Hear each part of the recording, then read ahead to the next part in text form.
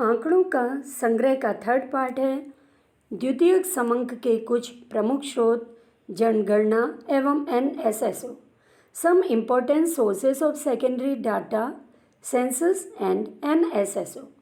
NSSO का मतलब है राष्ट्रीय प्रतिदर्श सर्वेक्षण संगठन, national sample survey organisation. NSSO को संचालन समिति के निर्देशन में आंकड़ों का संकलन, संसाधन और प्रकाशन का कार्य स्वतंत्र रूप से करने का दायित्व सौंपा गया है। NSSO की संरचना, स्ट्रक्चर ऑफ NSSO। कार्य संचालन की दृष्टि से NSSO के 4 प्रमुख विभाग हैं और प्रत्येक विभाग एक निर्देशन के अधीन कार्य करता है। ये विभाग हैं, सबसे पहला है सर्वेक्षण, अभिकल एवं शोध प्रभाग, सर्वे डिज़ाइन एंड रिसर्च डिवीज़न। इस प्रभाग का प्रमुख कार्यालय कोलकाता में है और इस प्रभाग के जो मुख्य कार्य हैं, सबसे पहला है सर्वेक्षण की योजना तैयार करना, दूसरा है प्रतिदर्श अभिकल्प का निर्माण करना, तीसरा सर्वेक्षण अनुसूचियाँ तैयार करना, चौथा सर्वेक्षण कर्मचारियों के लिए निर्देश तैयार करना और पांचवा है सर्वेक्षण परिणाम को अंतिम रूप देना तथा उसे प्रकाशित करना। अगला जो इसका प्रभाग है NSSO का, यह है क्षेत्र संकार्य प्रभाग या फील्ड ऑपरेशंस डिवीज़न।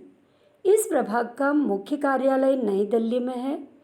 इस प्रभाग के जो मुख्य कार्य हैं, सबसे पहला है सामाजिक, आर्थिक, औद्योगिक तथा कृषि इन क्षेत्रों में प्रतिदर्श सर्वेक्षण का आयोजन करना, दूसरा ग्रामीण तथा नगरीय खंडों से तर्कसंगत प्रतिदर्श प्राप्त करने के लिए ग्रामीण ढांचों को प्रतिदर्शक जनगणना के साथ नवीनतम करना, तीसरा सर्वेक्षण कार्य में लगे कर्मचारियों को प्रशिक्षण देना तथा सर्वेक्षण अनुसूचियों की जांच करना इसका मुख्य कार्य है।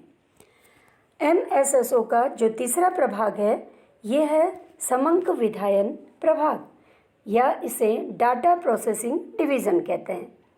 इस प्रभाग का मुख्यालय कोलकाता में है। इस प्रभाग के जो मुख्य कार्य हैं, इसमें सबसे पहला है इस प्रभाग द्वारा अनुसूचियों की जांच की जाती है, दूसरा पत्रकों पर सूचना छिद्रांकित की जाती है, तीसरा सारणीयन किया जाता है और चौथा जो कार्य है यह सारणीकृत परिणामों की जांच की जाती है, पांचवा है सारणियों का निर्माण किया जाता है। अगला जो प्रभाग है ये है समन्वय एवं प्रकाशन प्रभाग, कोऑर्डिनेशन एंड पब्लिकेशन डिवीज़न। इस प्रभाग का मुख्यालय नई दिल्ली में स्थित है और इस प्रभाग के जो कार्य हैं, सबसे पहला NSSO के सभी प्रभागों की गतिविधियों में समन्वय करना, दूसरा प्रशासकीय परिषद को तकनीकी एवं प्रशासनिक मदद देना, तीसरा शोध संस्थाओं, शोधार्थियों, सरकारी संस्थाओं तथा प्राइवेट संस्थाओं को सर्वेक्षण के विभिन्न क्षेत्रों के आंकड़े उपलब्ध कराना।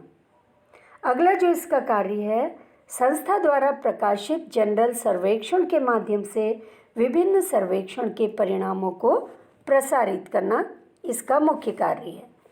अब आगे देखिए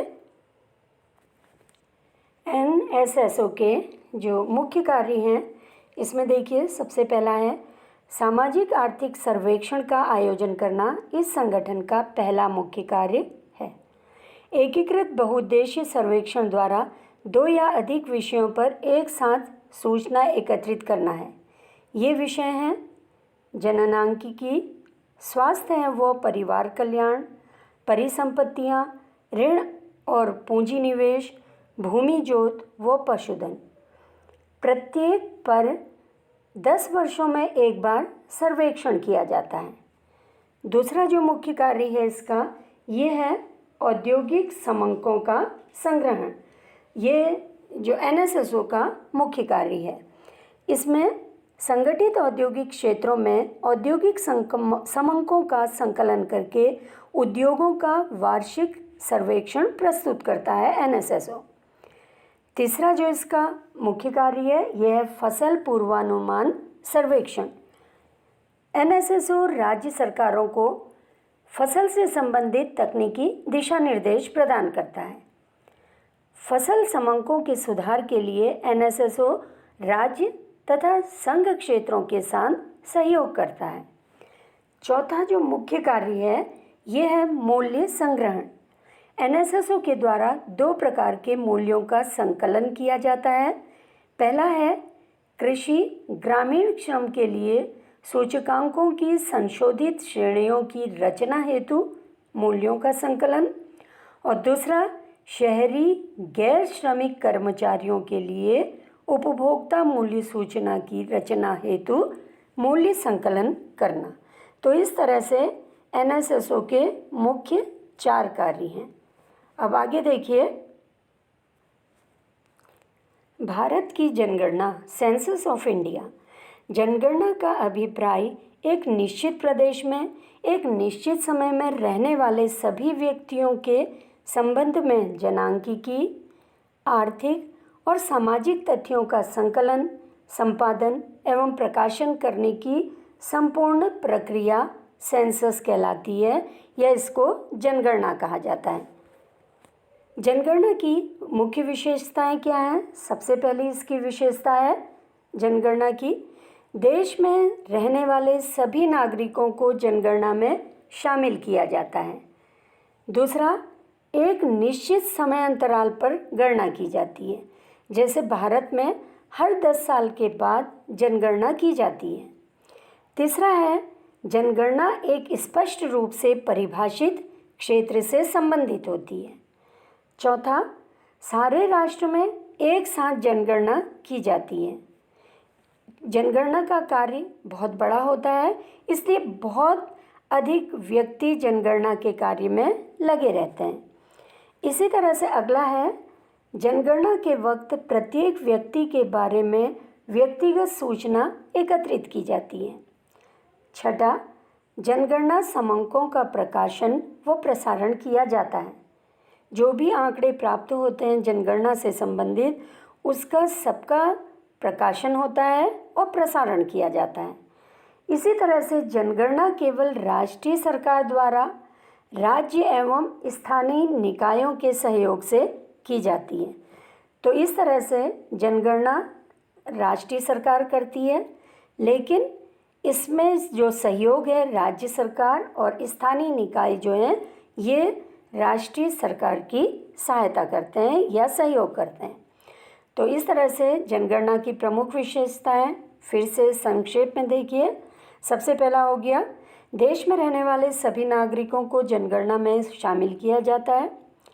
दूसरा, एक निश्चित समय अंतराल पर गणना की जाती है। तीसरा, जनगणना एक स्पष्ट रूप से परिभाषित क्षेत्र से संबद्ध होती है। चौथा, सारे राष्ट्र में एक साथ गणना की जाती है। अगला है, जनगणना के वक्त प्रत्येक व्यक्ति के बारे में व्यक्तिगत सूचना एकत्र की जाती है। छठा, जनगणना समंकों का प्रकाशन व प्रसारण किया जाता है। साथ ही जनगणना केवल राष्ट्रीय सरकार के द्वारा राज्य एवं स्थानीय निकायों के सहयोग से की जाती है। भारत में जनगणना के आंकड़ों में निम्नलिखित मुख्य पैरामीटर हैं। क्या क्या पैरामीटर हैं भारत में जनसंख्या के आंकड़ों से संबंधित? सबसे पहला है भारत में जनसंख्या का आकार, वृद्धि दर और वितरण। दूसरा है जनसंख्या प्रक्षेपण। तीसरा है जनसंख्या की लिंग संरचना। चौथा जो पैरामीटर है यह है साक्षरता दशा। पांचवा जो मुख्य पैरामीटर है यह है जनसंख्या घनत्व।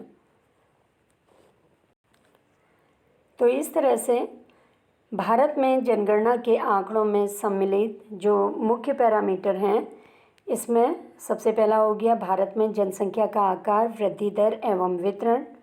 दूसरा है जनसंख्या प्रक्षेपण। तीसरा है जनसंख्या की लिंग संरचना। चौथा पैरामीटर साक्षरता दशा। और पांचवा जो पैरामीटर है ये है जनसंख्या घनत्व।